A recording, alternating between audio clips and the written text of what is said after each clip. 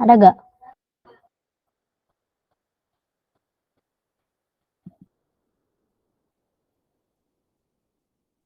Oh, sama bakso.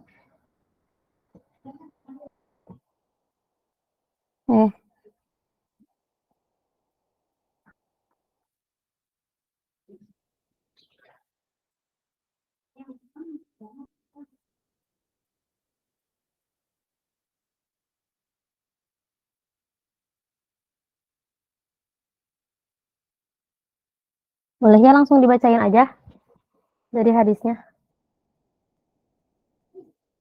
Sama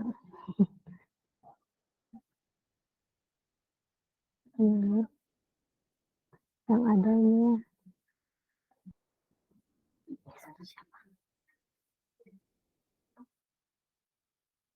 Oh, sama Edo. Soalnya cuma seginian ya. Zoom. Kitabnya Zoom. Sama Basar punya di share screen-nya. Udah muncul? Ada. Ada cuma nggak landscape itu.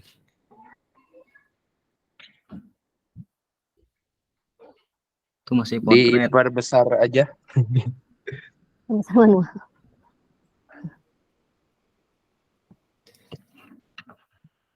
Bisa nggak?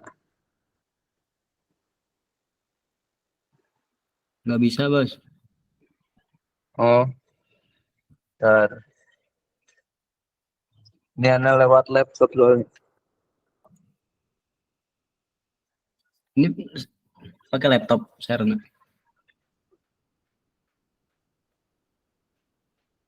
Tah gitu ya. Tah.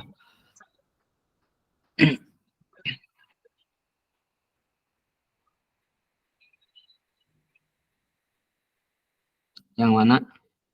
Yang wal hadisu. Sampai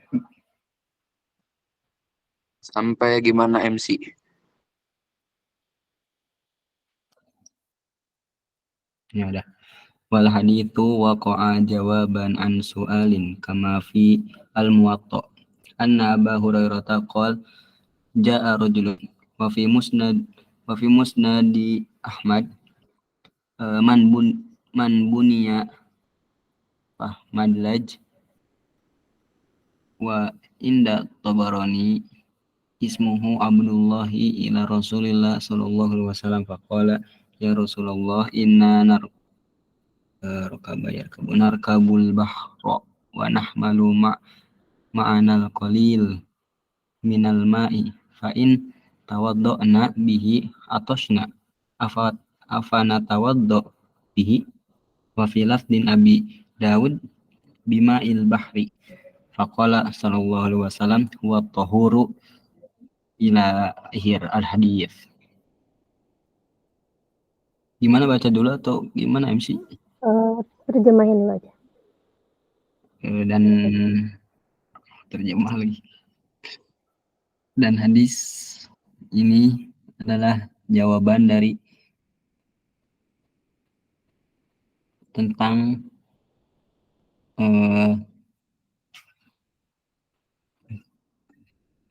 wal hadis, pokoknya jawaban soal ini kan. Kama fil Muwatta, sebagaimana dalam kitab Al-Muwatta, bahwasanya Abu Hurairah qala ja'a rajulun, datang seorang, wa fi sedangkan dalam Musnad Ahmad man bunia, saya enggak tahu ya, man bunia madlaj itu enggak tahu, wa inda Tabarani dan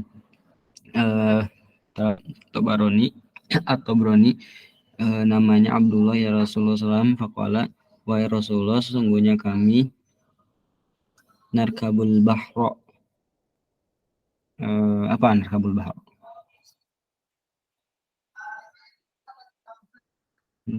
Berlayar ke laut. Berlayar laut. Wa nahmalu ma'ana qalilan, kami membawa sedikit air. Maka jika kami jika kami wudhu dengannya, kami haus. Lalu bagaimana? Apakah kita wudhu atau tidak? Wafil Abdin Abi Daud bima il bahri. Kita wudhu dengan air laut. Faqala huwa tahuru al hadis. Karena air laut adalah huwa tahur. Dia suci. Hadis. Terus fa'afada annama al bahri tahirun muthirun la yakhruju. Ya aja ya Dok, ganti aja. Oh, oke. Boleh sama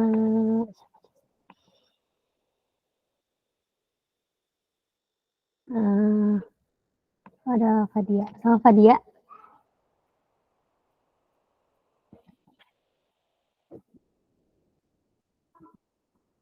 Fadia ada.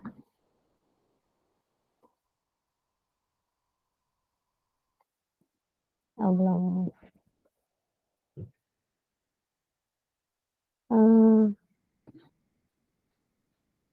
Fadia ada nggak? Tadi ya wakili ya mahizbi aja. Oh, boleh. Ya udah suka misi.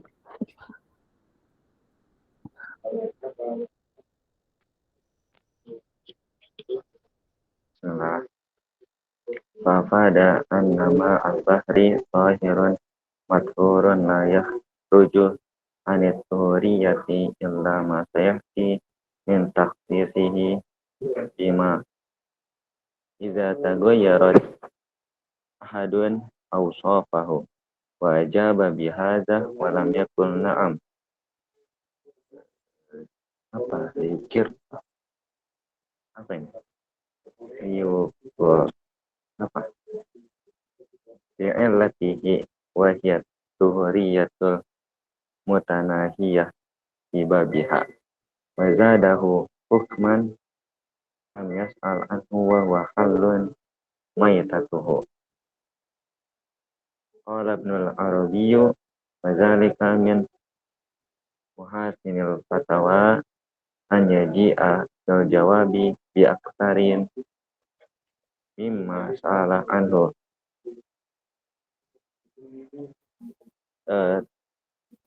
tatmiman li fa'idatin wa ifadah li ilmin akhar ghairil mas'uli anhu wa ta'akkadu zalika inda zuhuril hajati ilal hukmi. Sampai mana ini? Sampai titik dulu aja, sampai titik dulu. Oke. Maka itu menunjukkan bahwasanya air laut itu suci dan menyucikan. Tidak keluar dari kesuciannya kecuali akan datang pada kekhususannya apabila tercampur dari salah satu apabila tercampur atau tersifati dari salah satu hal-hal yang menjadikannya tidak suci lagi mungkin. Maka dijawab dengan hal ini walam yakul na'am, tidak dikatakan benar. Liukirnya apa sih? Namun Nabi tidak mengatakan atau menjawab ya saja. Oh, ini Nabi. Jadi Nabi tidak mengatakan ya saja. Untuk karena itu menyambungkan ya karinah hukum. Untuk memberikan alasan. Untuk memberikan alasan hukum dengan ilatnya, yaitu suci. Mutanahiyah itu apa? Suci sempurna. Dalam babnya. Iya, boleh gitu. Dan menambahkan padanya hukum yang tidak ditanyakan kepada Nabi Muhammad SAW yaitu halal bangkainya. Ibnu Arabi berkata bahwasanya itu merupakan dari fatwa yang baik, yaitu mendatangkan jawaban dengan memperbanyak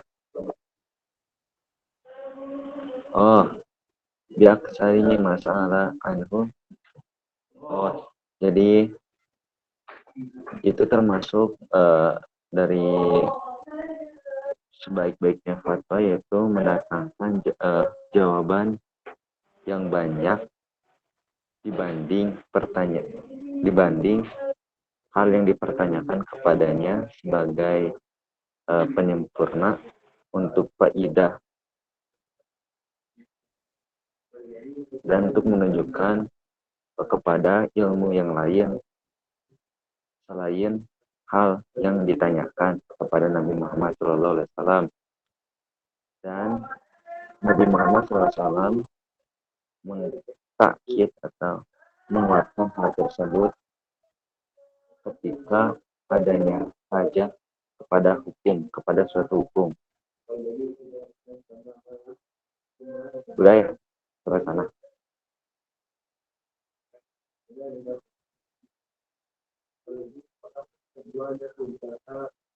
Jadi itu tuh kata Ibnu Arabi, itu termasuk dari sebaik-baiknya fatwa, yaitu mendatangkan jawaban lebih banyak dibandingkan pertanyaan yang diajukan, guna menunjukkan suatu ibadah dan guna untuk menunjukkan terhadap ilmu lain yang tidak ditanyakan, dan untuk menguatkan hal itu ketika nampaknya aja kebutuhan terhadap hukum tersebut. Udah ya, terus jelas nggak sih? Jelas ya? Halo? Iya jelas ada. Oke. Boleh yang baca lagi selanjutnya Teh Melvi. Ada gak Teh Melvi?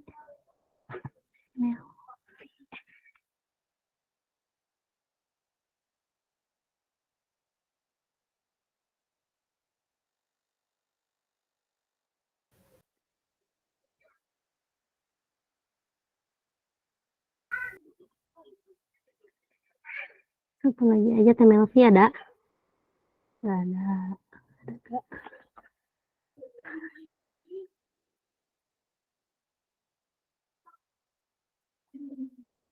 Kalau gak ada,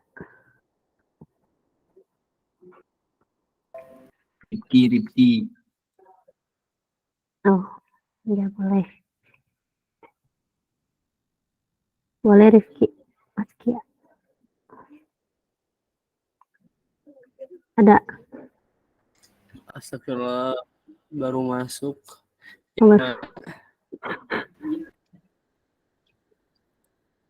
Sama saya juga Ki, semangat. Yang mana nih Teh? Tinggal baca. Yang wal muradu. Gimana Tata? Wal muradu. Garis kedua sebelah kanan. Oh, Atas.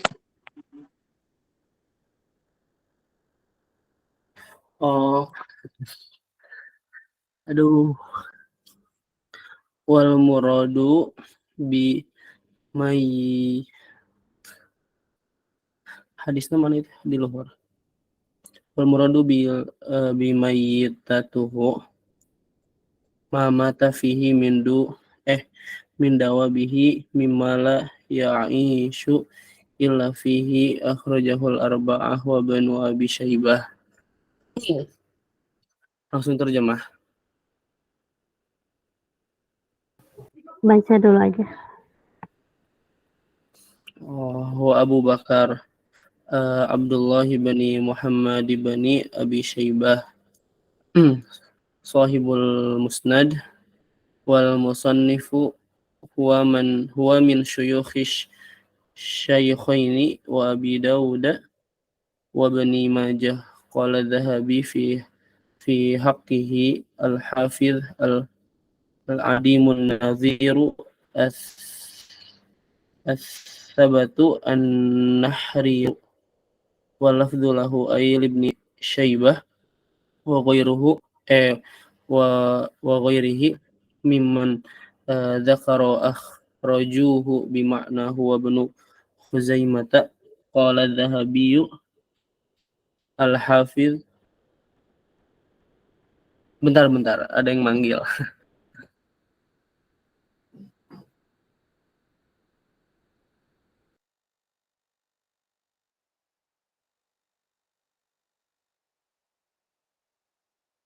Lanjut. Al-Hafiz Al-Kabir Imamul A'immati Syekhul Islam Abu Bakri Muhammad ibn Ishaq ibn Khuzaimah intahat ilaihi al-imamatu wal hifdzu fi asrihi bi Khurasan wa Tirmidzi wa qala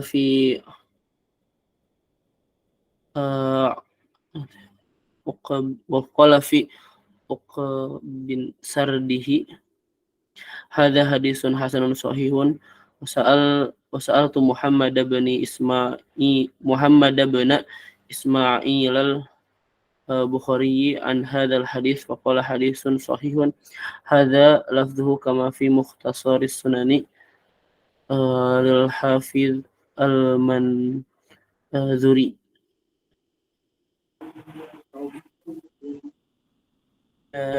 Beres. Boleh terjemah. Gas presentasi.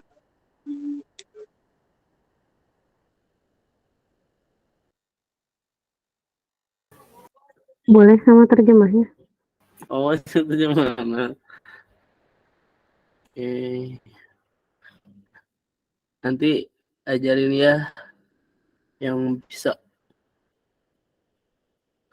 Wal muradu, dan yang maksud dengan bimayitatuhu, dengan mayitatuhu itu mama tafihi sesuatu yang mati padanya min dawabihi teh ini bukan serangga atau apa?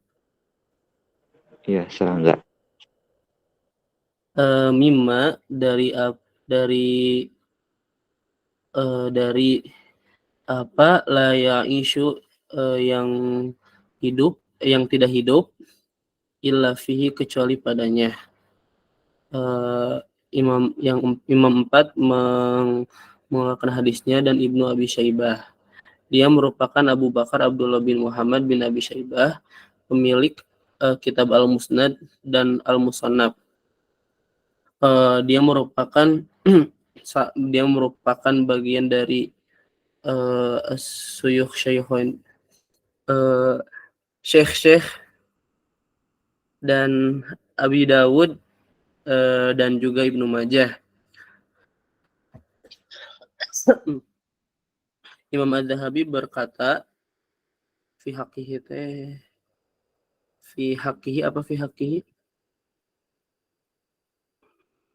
pada kitabnya merenya Al-Hafiz, beliau merupakan itu berarti Abu Bakar ya.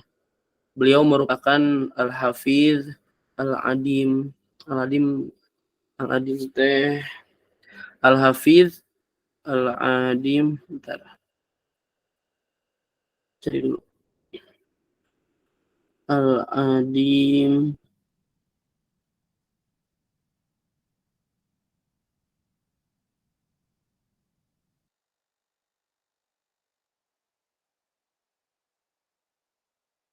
yang bodoh. Lah, bodoh. Udah itu mah. Ininya apa? Pujiannya aja. Al-Adim, An-Nadhir, As-Subut, An-Nakhir. Itu lah banyak. Bukan nama pujian. Iya, pujian. Lafzulahu dan lafaz baginya yaitu itu lafaznya dari Ibnu Abi Syaibah dan selain dia. Iman itu dari orang-orang yang menyebutkan bahwasanya mereka mengeluarkan hadis itu dengan makna tersebut. Dan Ibnu Majah Adzabi berkata, Ibnu Majah merupakan al-Hafiz al-Kabir, itu imam besar, ulama ya, al-Hafiz, seorang Hafiz al-Kabir yang bersohor mungkin ya. Imamul a'immati syaikh, imamnya para syekh Islam, Abu Bakar Muhammad ya gitulah. Abu Bakar Muhammad bin Ishaq bin Huzaimah. Nama panjangnya Abu Bakar Muhammad bin Ishaq bin Huzaimah. Intahat ilaihi al-imamatu, telah sampai ya terhenti padanya imamah wal hifdzu fi asrihi. Maksudnya teh itulah pada zamannya di Khurasan. Wa Tirmidzi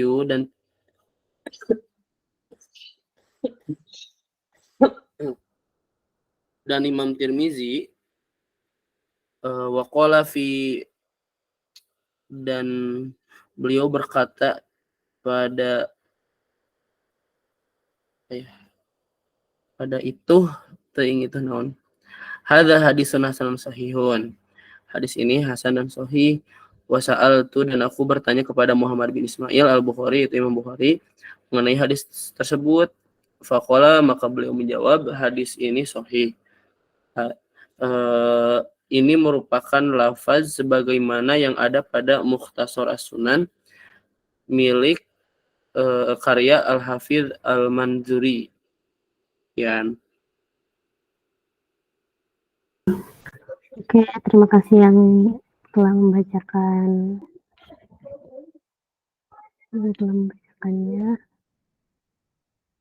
Selanjutnya ke pemaparan materi aja oleh Teh Putri. Suara Teh Putri silahkan. Monggo. Ya, aku share screen dulu.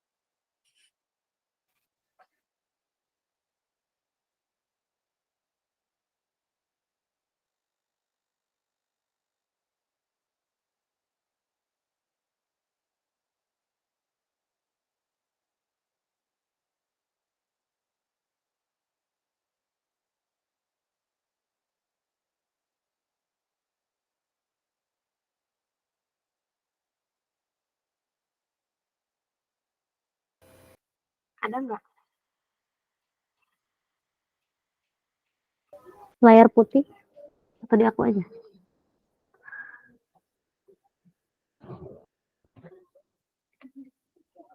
Bentar. Layar.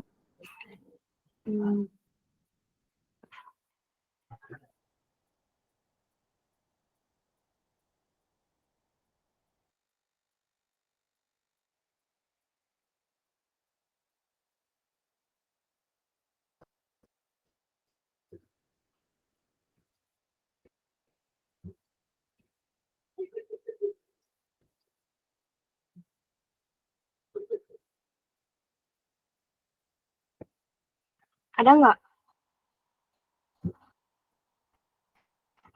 Ini ada nggak?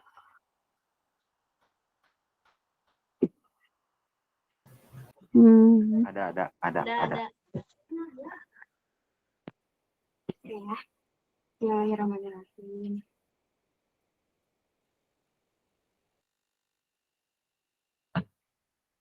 Mulai aja.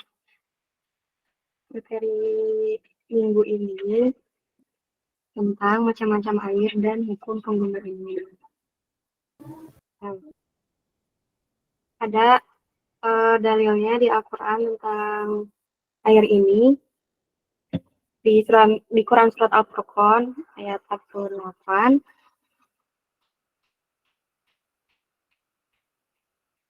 Anzalna minas sama ima'an tahur. Dan kami turunkan dari langit air yang sangat bersih. Nah, di Al-Quran ini teh nyebutin salah satu dari jenis-jenis air dan salah satu jenisnya teh ini air yang tahur. Artinya suci lagi mensucikan. Tapi ada keadaan di mana air yang suci dan suci lagi mensucikan ini teh bercampur sama lainnya, yang mana bisa menyebabkan air tersebut tetap menjadi suci atau bisa jadi najis. Nah, ada 3 bagian air. Yang pertama al-ma'ut tahur, yang kedua al-ma'ut thahir, yang Putri, ketiga ya pakai PPT. iya Oh enggak keluar. di enggak.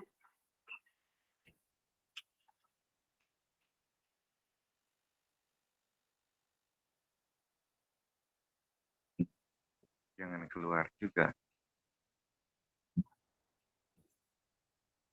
Tadi aku udah cek bisa tahu.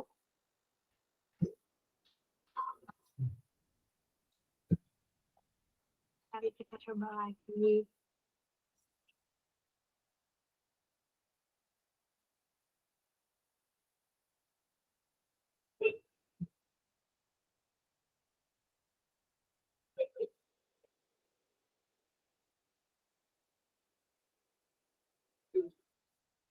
Ada nggak?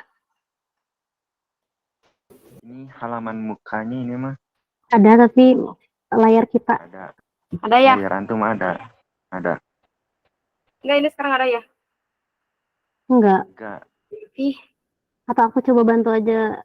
iya sok.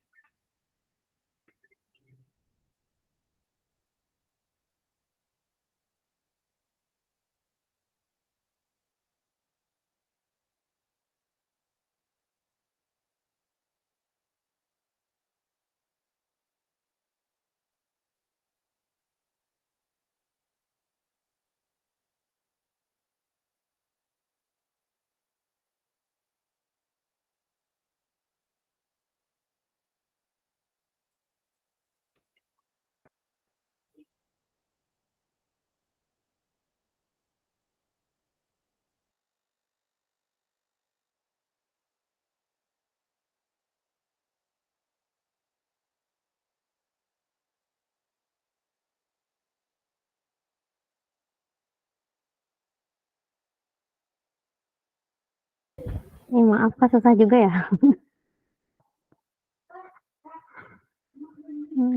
Kok aneh sih, udah dibuka padahal.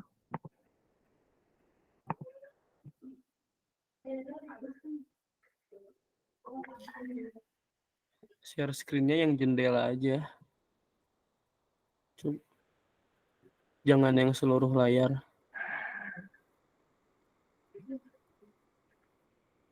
Itu bukannya di PPT atau di mana?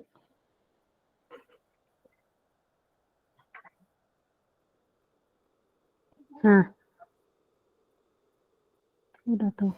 Nah, bisa ya. Nah, sekarang ada.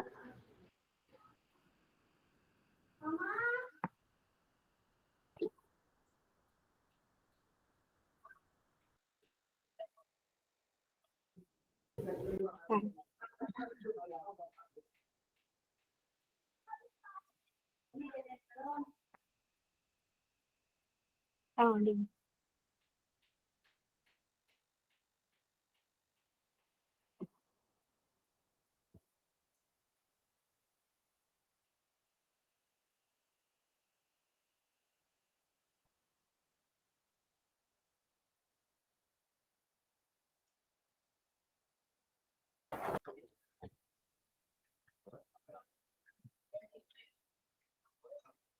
Pulang lagi atau gimana sih? Atau apa? Lanjut aja yang tadi. Lanjut. Lanjut.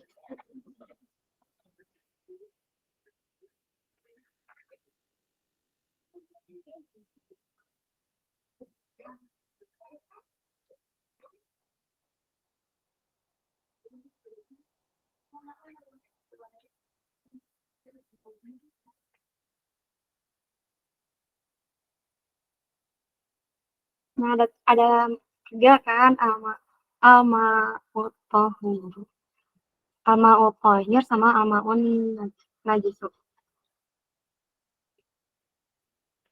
Terus next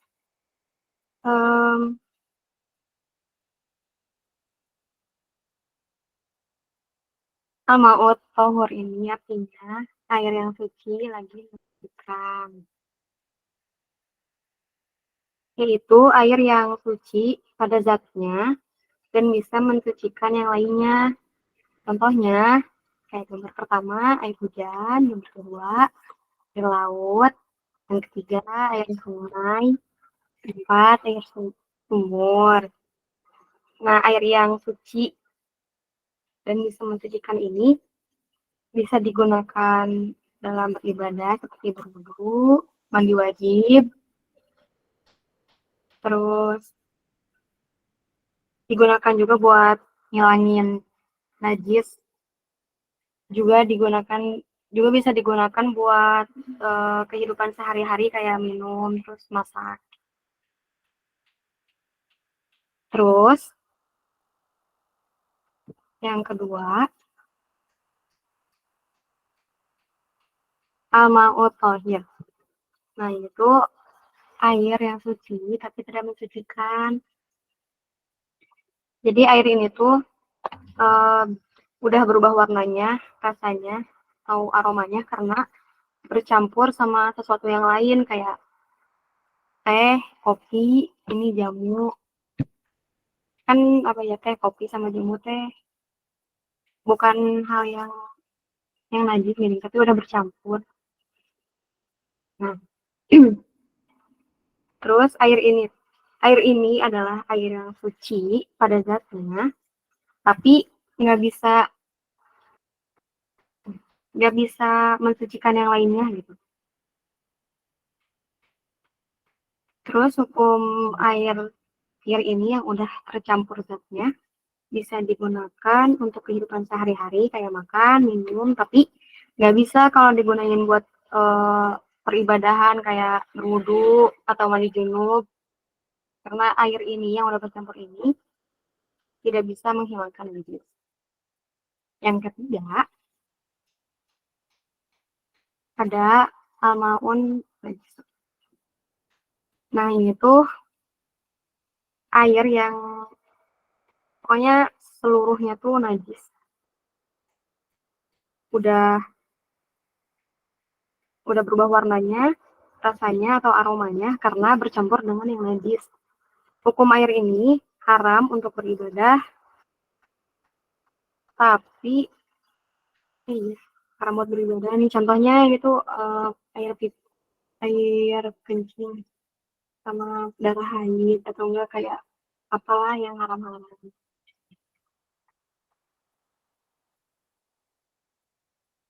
Terima kasih.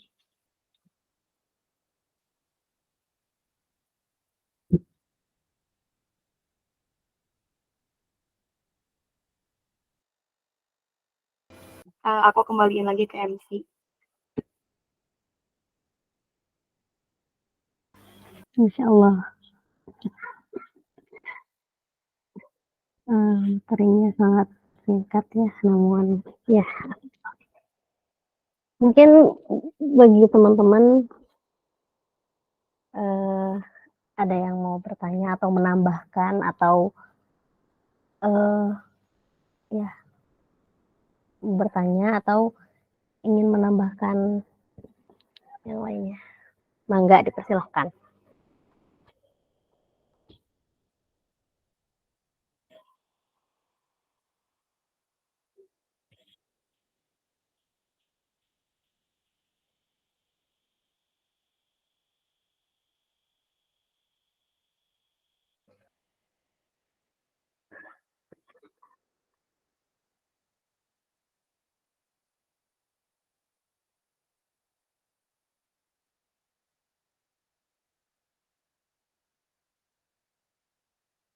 Atau dari Teh Putri bisa ada tambahan lagi? Oh, dari Om Basar.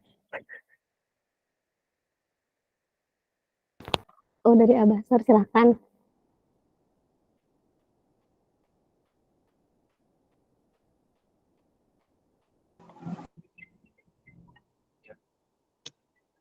Sedikit menambahkan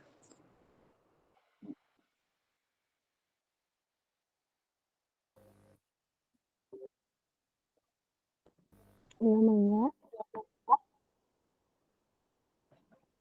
cek kedengar ya.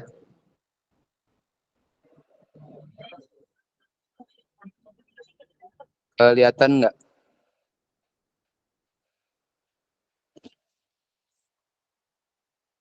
Kelihatan? Kelihatan. Oke. Nah, ini kebetulan kan udah ini juga sedikit bagi ilmu.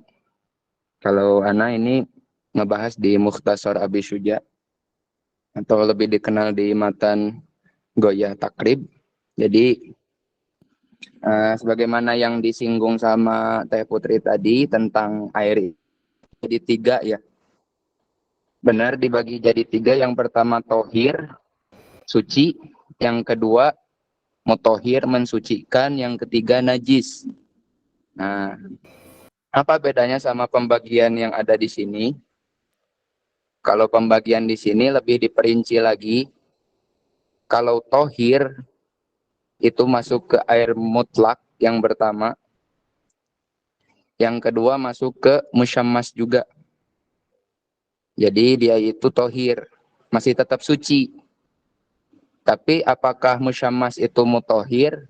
Maka jawabannya enggak, karena makruh tadi. Di sini ditulisnya makruh. Kenapa makruh? Jadi setiap air yang terpanaskan oleh sinar matahari, api, atau yang lainnya terubahkan oleh sesuatu, misalnya jadi teh, jadi kopi, jadi susu, dan lain sebagainya, itu suci secara awal, tapi tidak mensucikan. Makanya kenapa dimakruhkan untuk berwudu dengan air tersebut. Nah, itu. Dan selanjutnya air mustakmal. Kalau air mustakmal ini air yang sudah dipakai. Apakah boleh untuk dipakai lagi? Jawabannya boleh. Selama apa? Si air tersebut apa ya disebutnya? Jadi selama si air tersebut tidak tercampur dengan najis, itu yang pertama. Dan yang kedua, air tersebut pun air satu-satunya. Jadi berwudunya hanya bisa dengan air ini, nggak ada air yang lain. Nah, makanya air mustakmal ini bisa dipakai. Itu tentang air mutlak, musyammas, dan mustakmal. Lalu yang terakhir air najis. Kalau air najis, nanti kaitannya tentang pembagian kadar dulu. Kemarin kan pernah disinggung ya tentang air kolil sama air kasir. Intinya kalau air kolil itu air yang kurang dari 2 kullah, kalau air kasir lebih dari 2 kullah. Patokannya 200 liter. Itu. Kalau air najis yang kolil kurang dari 2 kullah, mau itu sedikit atau banyak najisnya, maka itu tidak bisa dipakai untuk bersuci. Tidak mensucikan. Jadi kalau air najis udah kena ke air kolil, maka air kolil tersebut nggak boleh dipakai untuk wudhu. Kenapa? Karena sudah tercampur dengan najis. Tapi kalau termasuknya air kasir, maka air tersebut ada kemungkinan bisa untuk dipakai untuk wudhu. Apa patokannya? Yang pertama tidak berubah baunya, yang kedua wanginya atau rasanya, dan yang ketiga warnanya pun masih tidak berubah. Nah, layaknya ini dikasih perumpamannya itu tentang kolam renang. Seandainya kolam renang tersebut kotor gara-gara kotoran burung, nah berarti tidak bisa untuk bersuci. Jadi tidak bisa dipakai untuk bersuci air tersebut. Mau itu kotor, bau, atau warnanya berubah. Itu tentang pembagian air yang berkaitan dengan sifatnya. Ini selanjutnya pembagian air dari jenisnya. Di dalam matan Abi Syuja dijelaskan ada 7 ternyata air yang bisa untuk dipakai bersuci. Yang pertama ma'us samai, yaitu air langit. Nah, itu penjelasan ayatnya di Quran surat Al-Anfal. Yang kedua ma'ul bahri, air laut. Bagaimana tadi yang kita bahas dalam hadis. Yang ketiga air sungai atau ma'un nahar. Yang keempat air sumur atau ma'ul bi'ri. Air sumur itu air yang ada proses galian. Beda halnya dengan air yang selanjutnya ini ma'ul aini, mata air. Kalau ini nggak ada proses penggaliannya. Lalu selanjutnya ma'us salji, yaitu air embun. Air embun itu apa? Air yang suka ada di subuh-subuh. Dikarenakan itu merupakan tanda dingin yang pertama. Yang kedua, cirinya itu butiran-butiran air. Dan yang terakhir adalah air salju atau ma'ul barod. Kalau ini bentuk airnya padat dulu, layaknya es. Nah, lalu dia itu mencair. Nah, ini pembagian tentang air-air.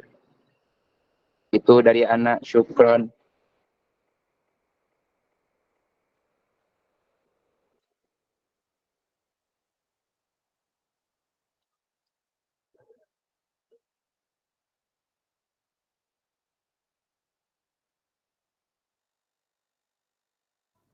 Oke, terima kasih kepada Abasor yang sudah menambahkan.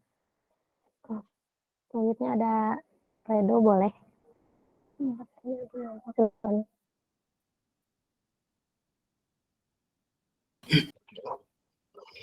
Bismillahirrahmanirrahim. Ini bertanya dikit tadi terkait air kolil dan air kasir. Mungkin yang Ana yang nggak terlalu merhatiin atau gimana, tapi ada nggak kayak sadar atau apa ya, kayak ya ukuran air kasir tuh segimana, air kolil itu segimana gitu, kira-kiranya gitu, Ron? Kira-kiranya seukuran badan kita. Jadi kolam renang, mau itu yang besar atau yang kecil, itu disebut air kasir. Kenapa? Karena kolam renang kalau misalkan ditetesi najis nggak akan berubah. Tapi kalau ember kecilnya pun ember yang sebagaimana ma'ruf ya, nggak kecil banget, jadi ember yang normal, itu kalau kita tetesi atau kita pokoknya kemasukan sabun lah, tiba-tiba kan nanti bakal berubah. Nah, itu berarti menandakan airnya air kolil. Tapi kalau kolam renang, kemasukan sabun belum tentu berubah. Nah, itu masih air kasir, kayak gitu. Berarti kalau kolam renang misalnya kan suka ada yang kencing juga kan di situ. Itu gimana? Nah, iya makanya yang kencing kan tidak merubah. Tapi seandainya yang kencing nih dalam satu kolam itu 100 orang sampai-sampai berubah warnanya, baunya dan lain sebagainya. Nah, secara tidak langsung air tersebut menjadi najis. Nggak bisa dipakai untuk bersuci. Kenapa contohnya itu kolam renang? Karena nanti dalam bahasan mandi janabah ternyata bisa orang yang punya niat untuk janabat lalu dia nyemplung ke kolam renang, itu janabatnya sah. Mandi janabatnya itu sudah sah. Tanpa adanya apa tata cara dari wudhu dan lain sebagainya. Jadi tinggal nyemplung weh dengan niatan dia itu pengen mandi wajib. Itu sah mandi wajibnya. Karena rukun mandi janabah adalah yang pertama niat, yang kedua air. Jadi diguyurkan cairna teh. Maksud diguyurkan teh semua badan terbasahi gitu. Cuman dua. Tapi kan itu air dalam mazhab Syafi'i. Air kolam renang itu kan air kaporit kan? Nah, air kaporit nanti masuknya ke air yang tadi air mutlak. Suci berarti. Iya, masih tetap suci dan mensucikan.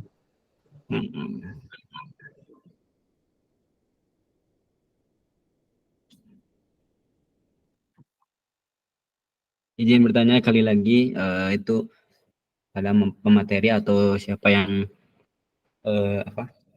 bisa menjawab. Misal kita ketika udah berwudunya, dalam keadaan sudah berwudu dan kita nginjek atau apa ya, kecipratan air najis dikit gitu, itu wudunya batal atau tidak? Jika ya itu wudunya batal atau tidak gitu, itu pertanyaannya. Syukron.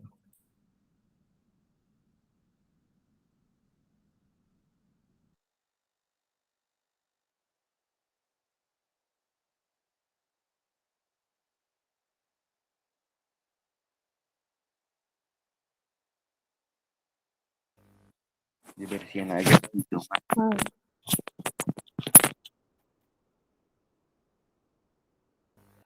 Mangga dipersilahkan kepada pemateri atau kepada yang mau jawab.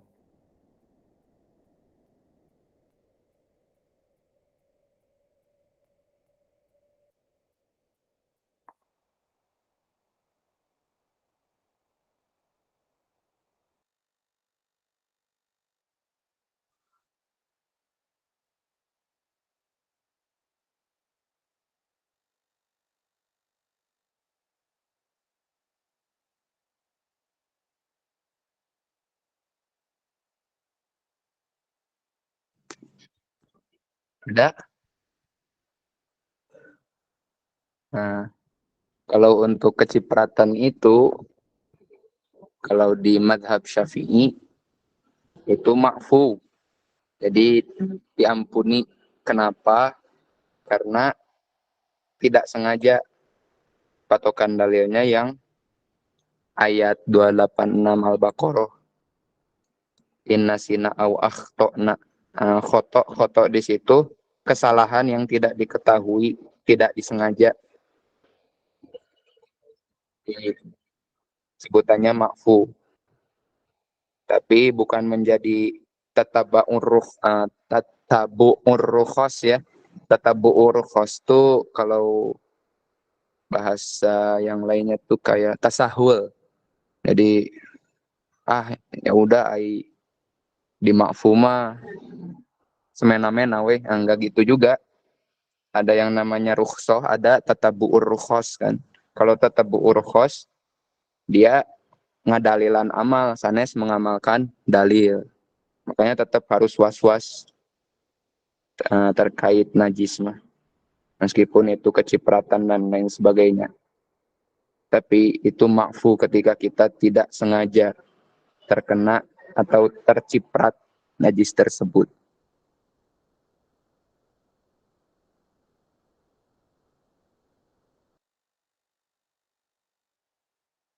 Boleh nanya nggak? Tapi kayaknya di luar sih. Tapi masih tentang pernajisan. Soalnya ini juga apa sih kayak ngeganggu banget gitu. Kayak urgen. Ini aneh contohnya. Kemarin tuh nggak sengaja ngincer genangan. Nah, kan di Mesir tuh banyak anjing gitu. Kadang aneh juga suka ngeliat anjing tuh kencingnya tuh suka di genangan. Nah, pas anak nginjek genangan itu terus keciprat ke sarung. Nah, itu gimana baiknya? Mending direndam, masukin ke ember pakai air, terus campur tanah, atau gimana? Terus aneh juga dulu pernah dijilat sama anjing di celana. Kan emang di Mesir banyak banget anjing gitu ya. Di celana. Kan kalau di mazhab Syafi'i itu harus banget pakai tanah. Nah, sedangkan aneh di Mesir tuh susah banget nemuin tanah yang suci. Ya, di setiap tanah juga banyak kotoran anjing gitu. Jadi ada nggak maksudnya tuh mazhab, maksudnya ya pandangan lain gitu, yang mana kalau kena najis anjing kayak jilatan atau kencing itu gak usah disuciin pakai tanah. Kalau anak pernah dengar itu katanya yang masuk najis tuh kalau inanya gitu, kalau anjing menjilat di ina di wadah air, maka air genang apa ina yang berisikan air itu yang najis. Tapi kalau misalkan kita dijilat sama anjing itu tuh gak najis, mugala dong maksudnya tuh najis yang harus disuciin pakai tanah. Jadi kayak gimana gitu lebih baiknya, atau ada pandangan lain gitu? Tahu anak kalau persis tuh nggak ini ya, gak mesti pakai tanah nyuciinnya, bener gak?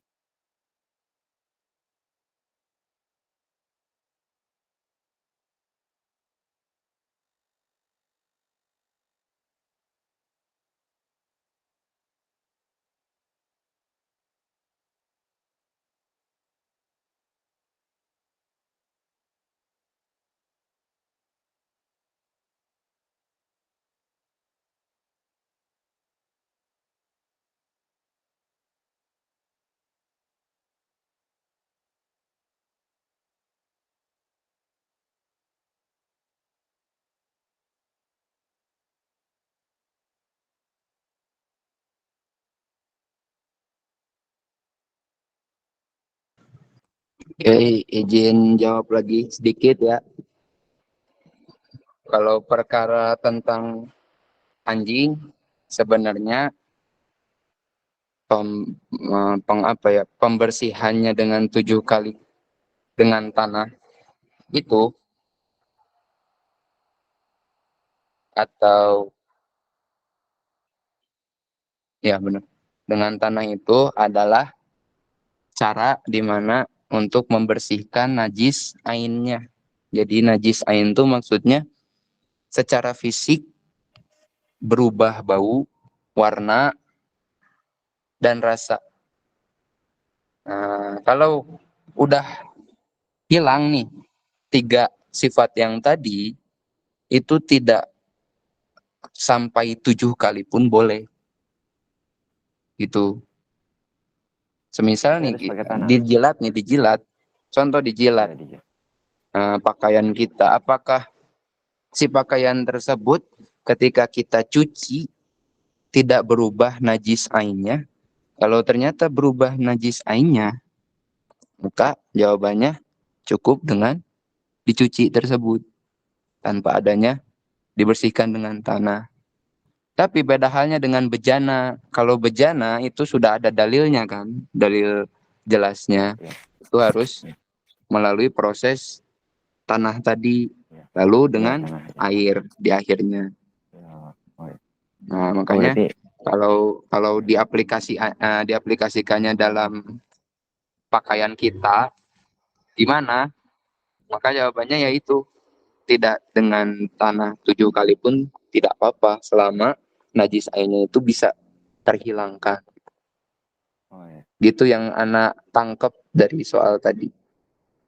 Tapi wallahu Ana juga alam ini yang anak pelajari ya. ana juga gitu sih. Ana juga tahunya gitu. Tapi ya karena teman-teman di sini banyak yang ngejawab harus pakai tanah gitu. Jadi ada rasa was-was juga. Hmm. Makanya nanti Jadi disebutnya kan najis itu ada dua. Najis ainiyah sama najis hukmiyah. Kalau ainiyah itu yang tadi, yang ada 3 sifat tadi. Kalau yang hukmiyah itu najis yang secara hukum. Nah, solusinya gimana kalau najis yang secara hukum? Hanya sekedar dialiri dengan air, bukan dengan tanah. Gitu. Maksud dialiri dengan air itu ya itu cara mensucikannya gitu. tapi itu Allahu kayak a'lam jelatan, bishawab. kayak jelatan anjing. Kita tahu kan tadi ada 3 cirinya. Lah, Ani nggak tahu 3 cirinya, tapi nggak bau sih, nggak bau. Tapi nggak berani nyium juga, tapi perasaan nggak bau, eh, nggak berwarna juga. Berarti kalau Ani cuci aja gitu di mesin cuci terpisah, cuman itu doang dicuci pakai sabun, mesin cuci berarti boleh-boleh aja kan? Setahu Ana mah boleh. Nah, iya boleh. Dan Oh lagi ya, oh kalau ya aman kita berarti. kita kaji lebih lanjut, ternyata fikih Persis malah tidak mengharamkan anjing loh. Jadi fikih Persis itu Iya. memakruhkan, makruh. Eh, Jadi makanya kalau ternyata makruh itu artinya jilatan anjing yang harus dicuci itu hanya dibatasi pada bejana saja. Selebihnya ketika Ya, ke ya, pakaian atau ke apapun itu cuci aja biasa gitu. ya. Kenapa? Karena yang ada hadisnya secara zahir hanyalah yang ke bejana tadi. Iya, ya. Itu yang satu pendapat tuh yang di Persis. Pendapat Iya, lain ya. di zaman sekarang pencucian 7 kali tanah itu sebenarnya udah nggak relevan katanya. Asli, Kenapa? Karena asli. sekarang hari ini sudah ada sabun yang dimana Iya, sabun itu lebih menjadikan bersih si bau. Jadi lebih menghilangkan si bau, si rasa, si bau dan si warna. Nah, lebih membersihkan. Nah, itu katanya ya. Ada 2 pendapat kayak gitu. Jadi tanah itu sebagai pengganti dari sabun. Yang hari ini sabun udah tersebar di mana-mana. Wallahu alam, itulah fikih. Intinya kita amalkan saja apa yang kita yakini. Nah, inilah nanti kapan-kapan kita bahas tentang fikih ikhtilaf ya. Gimana sih cara untuk bertamadzahub, benar-benar bermadhab, berpegang terhadap dalil itu kayak gimana. Afwan, harusnya sekarang, tapi anak futur, males. Males buat PPT-nya. Jadi, aduh, Allah alam, betul. nanti kapan-kapan. Ya. Nah, oke sih, Profesor. Takutnya masuk ke golongan orang yang mutasahil gitu. Tapi enggak lah ya, aman. Syukron.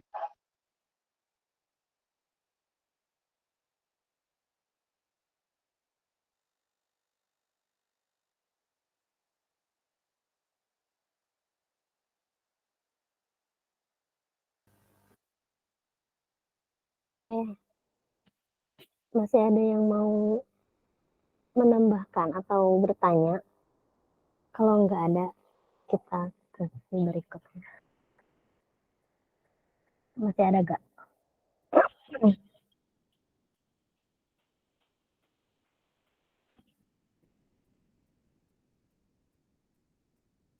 Udah mungkin ya.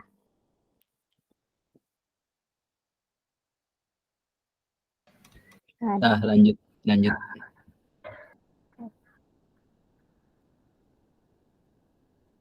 Oke, kalau nggak ada,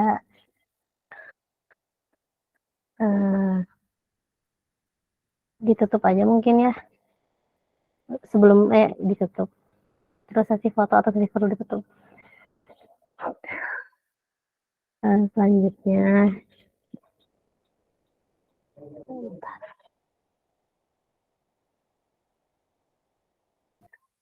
terima kasih kepada pemateri yang telah memaparkan materinya dan kepada teman-teman yang sudah bertanya dan mendiskusikan hal-hal yang telah dibahas pada hari ini. Selanjutnya acara foto bersama. Kepada teman-teman semua boleh open cam, boleh on cam.